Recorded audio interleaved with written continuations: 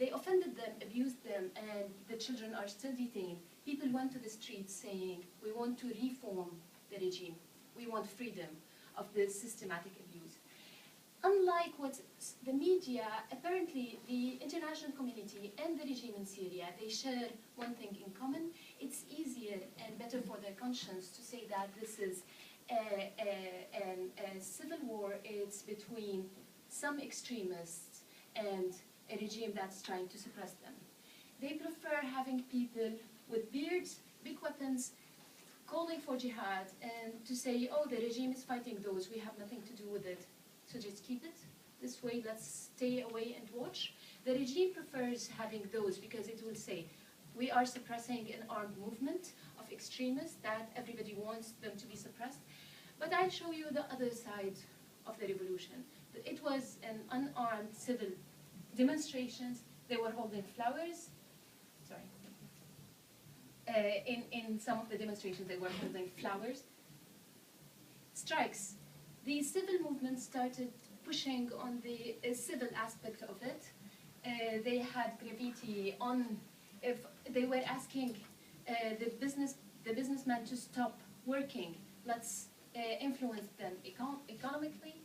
Then campaigns started. This was a theme of a campaign for a strike. Graffiti. We started seeing graffiti all around the country. Of course, this graffiti caused the people who did them to be tortured, and some of them were killed. More graffiti. Art. Climate kiss on a completely destroyed building. And again, those who would like this to be a conflict between extremists and a regime would say that was a secular regime who is protecting minorities, protecting women, protecting vulnerable groups. Well, it wasn't. This revolution was the first chance for us, for Syrian women, to participate, to call for our freedom among everybody who's calling for freedom. The women participation in the revolution was very notable. They were influential. They were not in the back. They were up in the front. And those are the people. The regime, of course, again, they use the only way they know how to suppress things. They send their men to the streets, and those are their men. They're the most horrifying groups of people you can imagine. They know how to kill, and they know how to suppress. And they have complete immunity. And this immunity, you can see it in the next slide. They actually torture people, and they show their faces, because they know they have complete immunity. They say their names. They take videos, and they take them on YouTube saying, we can do this to you, we will do this to you, and this is who we are, and there's nothing you can do about it. And of course, because they are protected by laws, they're protected by field courts, and they're protected by a country after 40 years of suppression has zero rule of law. It's about power, and they happen to have the physical power. Torture, well, detention. At the end of 2011, it was said that there is over 200,000 people detained or disappeared. Nobody knows where they are. You could search, and torture is a regular practice. It's not something that happens and we discover it. It is a regular practice. It happens on a daily basis in Syria. All detained people are tortured one way or another.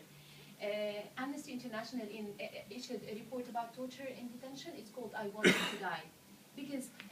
I did interviews with Syrians who got out of detention, and the one thing they said, I will never get detained again. Next time, I prefer dying rather than going to that basement. All kinds of torture that you can imagine were practiced there. The Syrian conflict influenced children. There was a famous video of a child called Hamza al-Khatib. He was severely tortured for a month. They gave his body back to his parents. And it was not scandalous because it's expected, but it was shocking. And apparently, War Child said in a report that Syrian conflict is now one of the worst for the depths of the scale of abuses against children. International support. Unfortunately, this regime got international support. Russia was supporting 3 vetoes the Security Council was trying to condemn the violence and they stopped it. Iran is providing money, Russia is providing arms, and when after a year later, in January 2012, they could not stop this revolution. They did everything: torture, detention, suppression. Nothing could stop this. So they went on, and of course armed resistance started, because when you leave people to die on a daily basis for a year, they will hold arms, especially if they spend 40 years depoliticized and raised to learn violence as the way you solve your problems. People started getting armed, and the regime went on and destroyed the cities again, as they did in '82, as they're always willing to do. Massacres, they went on and started killing. They go into a village, they kill everybody there. It's teaching people a lesson.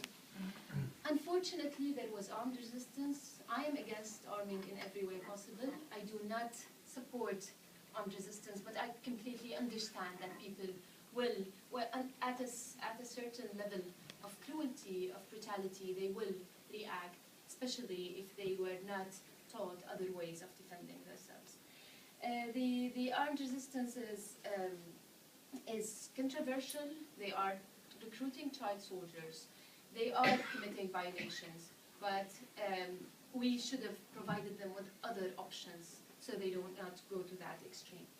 Where do we stand now? January 2013, a couple of, actually early this week, there was a report by the Emergency Relief Coordinator of the UN. 4 million people are directly affected by violence in Syria. 60,000 people died. I assume much more than this number is died because they are forced disappeared, and you discover, we're discovering mass graves every day, so it would be much higher. 650,000 people left the country to the neighboring countries and almost everywhere. 2 million people are internally displaced in the worst possible conditions. And 400 out of the 500 Palestinians who are already refugees in Syria are directly affected and targeted by the regime. I'll show a very short video about things in Syria. It will make it more realistic, I hope.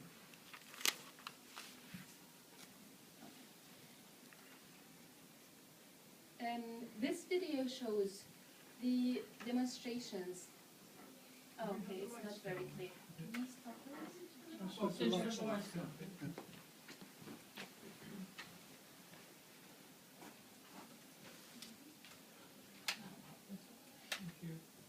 The video will show little bits and pieces. Bits and pieces of what happened in Syria and how things happened. The demonstrations were massive. They started sending the people to suppress it, and then tanks were in the streets. Arms, complete impunity, torture, dragging people in the streets, mass graves, and then they started shelling cities. People kept demonstrating to a point where demonstrations stopped. And this is the scenes that you would see in Syria on a daily basis. This is one of the revolutions in Hama, the city they destroyed back in 1982. It's massive, and it's obviously non-violent. Those people are not fighting. They're in the streets calling for freedom.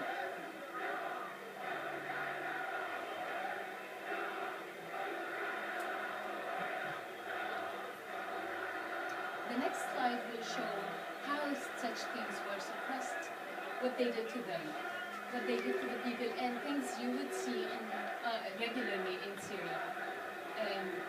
It's not as surprising as it looks from here. This is a few weeks after the beginning of the revolution. They went into one of the villages. These are the Shabiha I was talking about. He's saying his name. He's saying the guy's name out loud. Again, a reflection of a complete immunity. Unbelievable brutality. They said everything. They said this is not in Syria. And this guy who's being beaten went on TV, showed his Syrian ID and said, do not say this is not in Syria, I'm from this area. This is a couple of weeks ago. They're using, this is, it's a suburb next to Damascus being shelled. It's a residential neighborhood. And this is the sound of daily life in Syria.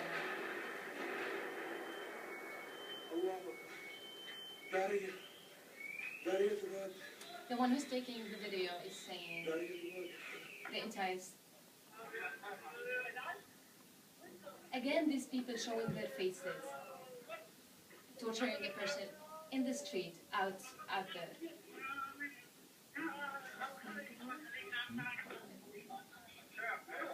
This is just a grip of what's happening in Syria. I hope it sounds different from what you say on a daily basis on TV.